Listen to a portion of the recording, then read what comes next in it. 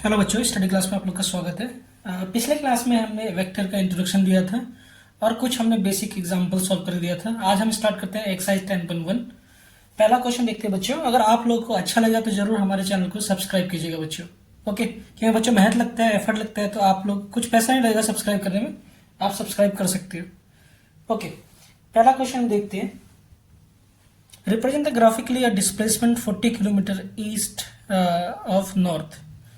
हमने एक एग्जांपल किया था इस टाइप का। ये बच्चों क्वेश्चन 3 नंबर का देता है रिप्रेजेंट करने का। ओके, क्योंकि वेक्टर आप लोग की क्लास में बेसिक है, इंट्रोडक्शन है, तो इसका इजी क्वेश्चन होता है बोर्ड के अंदर और बहुत सिंपल होता है, बच्चे नहीं कर पाते हैं।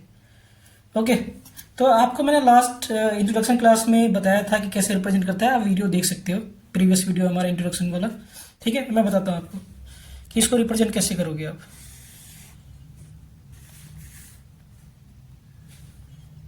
सबसे पहले कार्टेशियन प्लेन ड्रॉ करते हैं एंड एक्स और वाई एक्सिस में हम डायरेक्शन को दिखाते हैं। ओके, ये हमारा बच्चों नॉर्थ होता है, ये साउथ, ये ईस्ट, ये वेस्ट।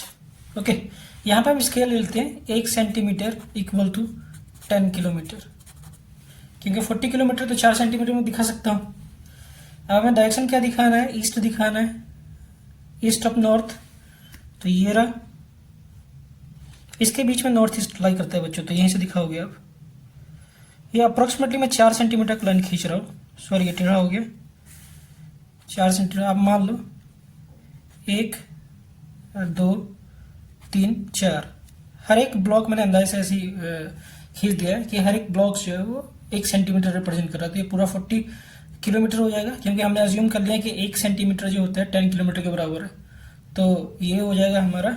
एंड हमें दिखाना है ईस्ट ऑफ नॉर्थ दिखाना है, तो ये एरो ऐसे होना चाहिए, इस तरीके से। एंड एंगल क्या है, 30 डिग्री। और ये हमारा हो गया नॉर्थ ऑफ ईस्ट। एंड और स्पीड मतलब कि डिस्टेंस कितना है हमारा, 40 किलोमीटर। ये हो गया रिप्रेजेंट बच्चों। इतना ही कर दोगे आपको 3 नंबर मिल जाएगा बोर्ड में। ओके, नेक्स्ट क्वेश्चन देखते हैं। जो आपको मैंने बेसिक्स बताया था फर्स्ट लेक्चर में वेक्टर के, वो जरूर देखना, आपको बहुत हेल्प मिलेगा। ओके, एनसीईआरटी कर रहे हैं हम, एक्सरसाइज 10.1। दूसरा question, classify the following vector as scalar and vectors. Okay, मैंने आपको बताया था कि कोई भी बॉडी का जो मास होता है वो स्केलर क्वांटिटी होता है। ओके, तो ये डायरेक्शन पे डिपेंड नहीं करता, तो ये क्या है, एक तरह का स्केलर क्वांटिटी है। Scalar quantity 2 metre north west. देखो हमें डिस्प्लेसमेंट दे रखा है नॉर्थ वेस्ट की तरफ, तो ये क्या है, वेक्टर क्वांटिटी है, क्योंकि डायरेक्शन है इसके अंदर। और मैग्नीट्यूड भी दे रखा है 2 मीटर, तो ये वेक्टर क्वांटिटी है, वेक्टर क्वांटिटी। 40 डिग्री किस चीज़ को डिनोट कर रहा है यहाँ पे डायरेक्शन तो दे नहीं रहा है कि किस डायरेक्शन में, केवल 40 डिग्री लिखा हुआ है, मैग्नीट्यूड है, मगर डायरेक्शन में दिया हुआ है कि नॉर्थ है, ईस्ट है, वेस्ट है। तो ये हो गया स्केलर क्वांटिटी, क्योंकि ओनली क्या है, इसके पास मैग्नीट्यूड है। ओके बच्चों, मैंने आपको इंट्रोडक्शन क्लास में बताया था कि कोई भी क्वांटिटी जिसके पास डायरेक्शन हो और मैग्नीट्यूड हो तो उसे हम वेक्टर क्वांटिटी कहते हैं। 40 वाट, वाट किसका यूनिट होता है, पावर का होता है। और पावर का फॉर्मूला क्या होता है, work done upon time. Work done क्या होता है, स्केलर क्वांटिटी। एंड टाइम जो होता है वो भी स्केलर क्वांटिटी होता है। ये क्या होगा, स्केलर क्वांटिटी होगा, scalar quantity. And coulomb, charge. Charge कोई डायरेक्शन पे डिपेंड नहीं करता, तो चार्ज भी क्या है, आप जानते हो कि चार्ज क्या होता है, 10th क्लास में आपने पढ़ा होगा, क्यू अपन में टी। एंड चार्ज निकालेंगे तो क्या होगा, Q equal to I into T. Okay, तो चार्ज क्या होता है, डायरेक्शन में डिपेंड नहीं करता, तो ये क्या है, एक तरह का scalar quantity. Okay, scalar quantity. ये यूनिट देख के पहचान सकते हो क्या चीज दिया हुआ है, एक्सेलरेशन दिया हुआ है। एक्सेलरेशन जानते हैं क्या होता है, आप लोगों ने 9th क्लास में पढ़ा होगा। एक्सेलरेशन होता है v माइनस यू अपन में टी। और वेलोसिटी जो होता है वेक्टर क्वांटिटी होता है, तो चेंज इन वेलोसिटी जो होगा वो भी वेक्टर क्वांटिटी होगा। तो ये एक्सेलरेशन क्या है, एक वेक्टर क्वांटिटी है, वेक्टर क्वांटिटी। ओके बच्चों, नेक्स्ट क्वेश्चन हम देखते हैं, question number 3। Can I classify the following as a scalar and vector quantities. Okay बच्चों, देखते हैं। टाइम पीरियड, मैंने बताया कि टाइम डिपेंड नहीं करता डायरेक्शन, टाइम हमेशा फ्लो होते रहता है। और मैंने बताया था इवन ब्लैक होल के अंदर भी टाइम फ्लो करता है। कई सारे साइंटिस्ट का मानना है कि टाइम लैप्स कर जाता है ब्लैक होल में, मगर मैं नहीं मानता ऐसा। तो टाइम एक स्केलर क्वांटिटी है, ये डायरेक्शन पे डिपेंड नहीं करता है। Scalar quantity distance scalar quantity होता है क्योंकि इसके बाद डायरेक्शन नहीं होता है, तो ये भी स्केलर क्वांटिटी है।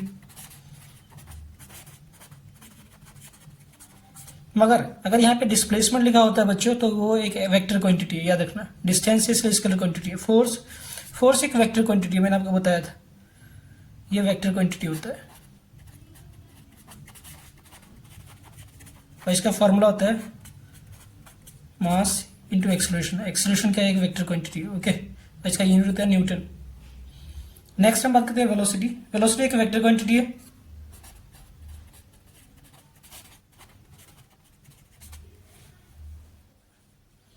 ओके, अब वर्क डन मैंने आपको पहले ही बताया था कि वर्क डन एक तरह का स्केलर क्वांटिटी होता है, ये डायरेक्शन पे डिपेंड नहीं करता, तो ये स्केलर क्वांटिटी है। बच्चों क्वेश्चन नंबर 4 देखते हैं।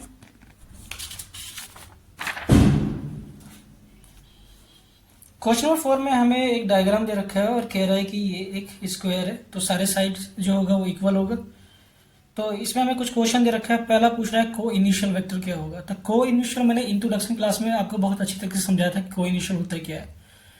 को इनिशियल एक तरह से मान लो कि कोई भी पॉइंट जिसका इनिशियल पॉइंट सेम होता है। तो इसमें देखते हैं कि ये वेक्टर जा रहा है यहाँ से यहाँ तक एंड ये, तो इन दोनों का इनिशियल पॉइंट ये सेम है। अगर इसकी बात करें तो ये यहाँ पे जा रहा है और ये यहाँ पे टर्मिनेट हो रहा है, तो ये डिफरेंट है। अब ये यहाँ से टर्मिनेट हो रहा है और यहाँ मतलब इंटीमेट हो रहा है, मतलब निकल रहा है, तो ये भी नहीं हो सकता। तो यहाँ पे को इनिशियल वेक्टर क्या होगा? जिसका इनिशियल पॉइंट सेम होगा। तो यहाँ पे इनिशियल पॉइंट केवल ए और डी वेक्टर का है, तो फर्स्ट का आंसर होगा को initial vector are A vector and D vector. और रीजन मैंने दे दिया, ये दोनों का इनिशियल पॉइंट जो है सेम है, because both have same initial या origination point. Okay, same initial point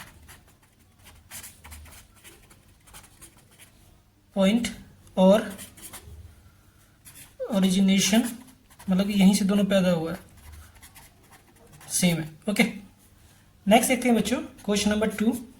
इसमें कह रहा है कौन सा इक्वल वेक्टर है। तो मैंने इक्वल वेक्टर से आपको बताया था जब इंट्रोडक्शन क्लास लिया था, तो आपको मैंने बताया था कोई भी वेक्टर जिसका मैग्नीट्यूड और डायरेक्शन दोनों सेम हो उसे हम क्या कहते हैं? इक्वल वेक्टर्स कहते हैं। तो यहाँ पे देख सकते हो आप कि डी वेक्टर का डायरेक्शन नीचे साइड है, साउथ के साइड, एंड बी वेक्टर का डायरेक्शन भी साउथ के साइड है, और ये दोनों साइड जो है स्क्वायर का, तो दोनों साइड का मैग्नीट्यूड भी एक इक्वल होगा। तो यहाँ पे इक्वल वेक्टर कौन सा होगा? इक्वल वेक्टर जो होगा B vector and B vector जो होगा आपस में इक्वल होगा। रीजन मैंने बता दिया, because both have same magnitude and direction।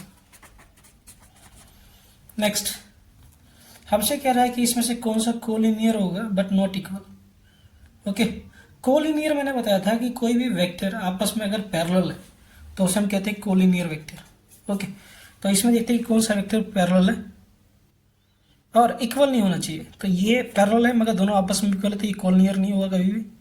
अगर इसकी बात करें ए वेक्टर का डायरेक्शन ईस्ट के साइड है एंड सी वेक्टर का डायरेक्शन वेस्ट के साइड है, तो ये दोनों आपस में क्या है? कोलिनियर है, मगर इक्वल नहीं है, क्योंकि ये इस साइड है, ये पॉजिटिव डायरेक्शन है और ये नेगेटिव डायरेक्शन है। ओके, तो यहाँ पे आंसर हो जाएगा A vector and C vector are collinear.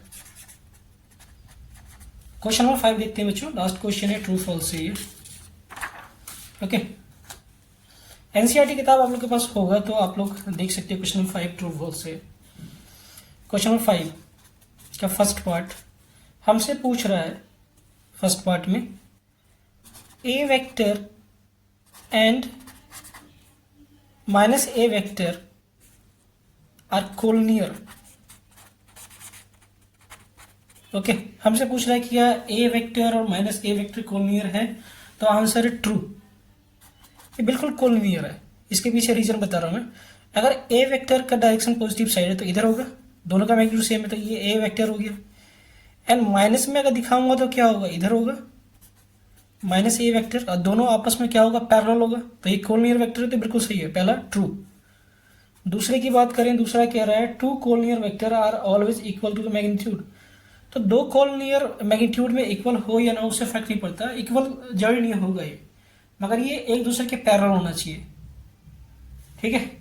तो ये जो स्टेटमेंट है बिल्कुल गलत है, two collinear vector are always equal magnitude कभी नहीं होता है, ठीक है। सम टाइम हो सकता है, मगर डायरेक्शन दोनों का क्या होना चाहिए, अपोजिट होना चाहिए, तभी कोलिनियर होगा। मेन फंडा इसका यही है कि दो वेक्टर का अगर डायरेक्शन अपोजिट है और एक दूसरे के पैरेलल है तो ये कोलिनियर होगा। मैग्नीट्यूड पे डिपेंड करता है भी या नहीं करता है, तो मैग्नीट्यूड होना जरूरी नहीं है, तो ये आंसर बिल्कुल गलत है, तो ये फॉल्स है, दूसरा फॉल्स है। तीसरा कह रहा है two vector have the same magnitude और कोलिनियर। अगर दो वेक्टर है, दोनों का मैग्नीट्यूड सेम है, तो क्या वो कोलिनियर होगा, तो ये भी फॉल्स है। दो वेक्टर कोलिनियर तभी होगा जब दोनों एक दूसरे के पैरेलल होगा, मेन कंडीशन इसका ये, पैरेलल होना जरूरी है तो ये भी क्या है, फॉल्स है। फोर्थ कह रहा है two collinear vector having the same magnitude are equal. अगर दो कोलिनियर जिसका मैग्नीट्यूड क्या है, सेम है, तो क्या वो इक्वल होगा। Two collinear vector having the same magnitude are equal, अगर मैग्नीट्यूड सेम है तो इक्वल होगा, ओके। इफ कंडीशन है कि अगर डायरेक्शन दोनों का सेम हो तो, कोलिनियर में डायरेक्शन नहीं हो तो ये भी क्या है, फॉल्स है, ओके। बच्चों हो गया एक्सरसाइज 10.1 खत्म हो गया, और आप लोगों को हमारा वीडियो अच्छा लगेगा तो लाइक, सब्सक्राइब एंड कमेंट जरूर करना, अगर कोई सजेशन देना होगा तो। नेक्स्ट वीडियो में हम बताएंगे वेक्टर में पैराग्राम लॉ क्या होता है, ओके, एंड ट्रायंगल लॉ आप लोग को समझाऊंगा। धन्यवाद बच्चों।